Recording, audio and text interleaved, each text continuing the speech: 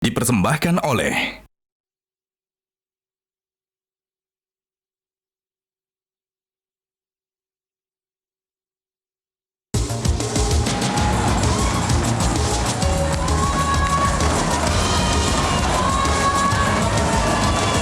Pemirsa, kembali lagi di debat Capres 2024. Oke, dan saatnya kita akan mengecek ini sejauh mana, betul? fakta terkait dengan klaim-klaim yang disampaikan oleh para capres di debat capres tadi, Afi. Ya. Dan sudah hadir di tengah kita co-leader koalisi cekfakta.com, Febrina Galuh. Selamat malam, Mbak Febrina. Malam Ya. semuanya. Baik, Mbak Febrina, apa saja nih klaim-klaim yang dianggap sangat penting tentunya yang akan dicek faktanya, Mbak Febrina?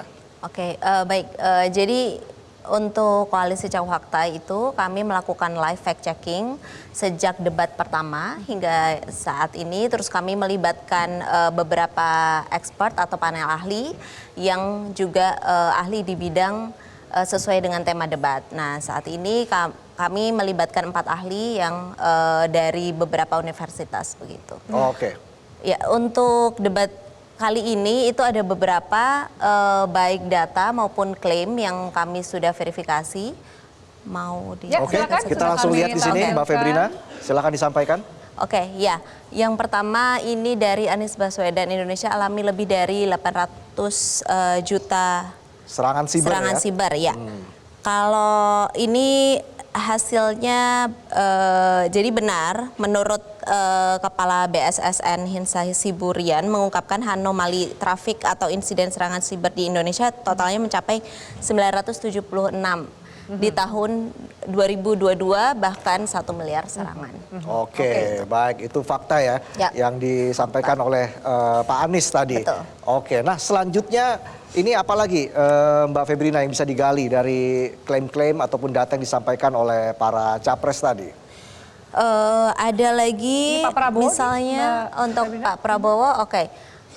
Pak Prabowo sampaikan telah membuka 4 fakultas baru di bidang sains dan teknologi sebagai upaya memperkuat pertahanan siber. Itu benar.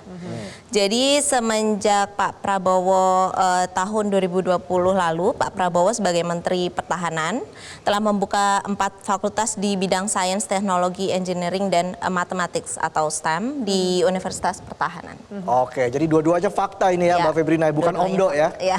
Oke, Kebetulan. bukan hoax juga. Ya, kebetulan ini fakta dua-duanya. Oke, Oke. baik. Berikutnya, Nah ini tadi ya, Oke, data dan faktanya ya, pada 2020 Pak Prabowo membuka 4 fakultas bidang STM di Unhan. Baik, nah selanjutnya ini dari Pak Ganjar pastinya nih, Mbak Febrina ya. Betul.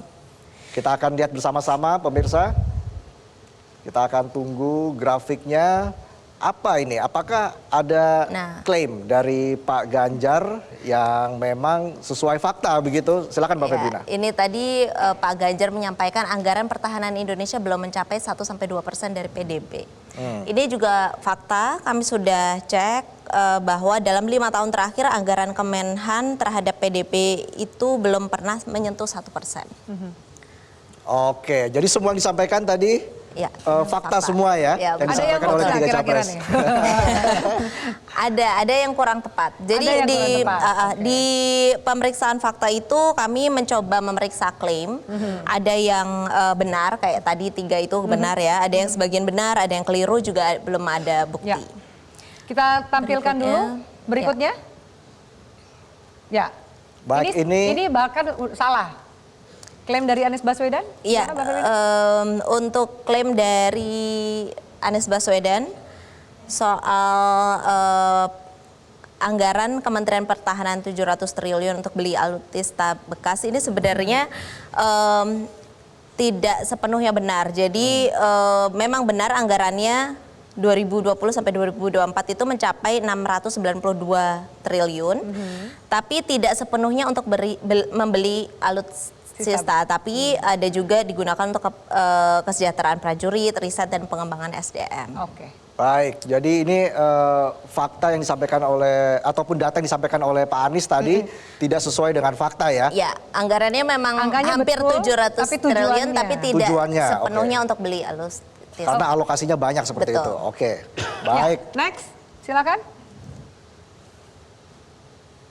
Kemudian Pak Prabowo. Ya, klaim Pak Prabowo rasio utang luar negeri terhadap PDB mencapai 40%. Di sini dikatakan salah. Silakan penjelasannya seperti apa, Mbak? Ya, jadi kalau menurut data Bank Indonesia yang dipublikasikan di laman resminya, rasio utang luar negeri Indonesia terhadap PDB berada di angka 29,1 pada 29,2 pada 2023. Jadi angkanya sendiri salah. Tapi saat itu Pak Prabowo juga menyampaikan kalau Indonesia tidak pernah telat membayar hutang, itu sih benar. Jadi sebagian klaimnya salah tapi sebagian benar.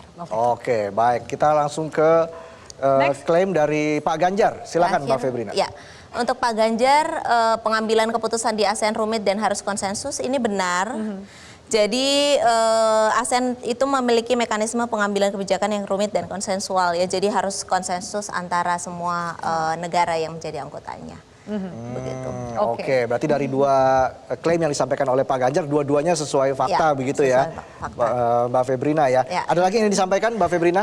Enggak, itu aja. Itu aja ya. Tapi dia udah mau pulang kayaknya. Nanti dulu kita akan lempar ke masing-masing paslon kembali gitu.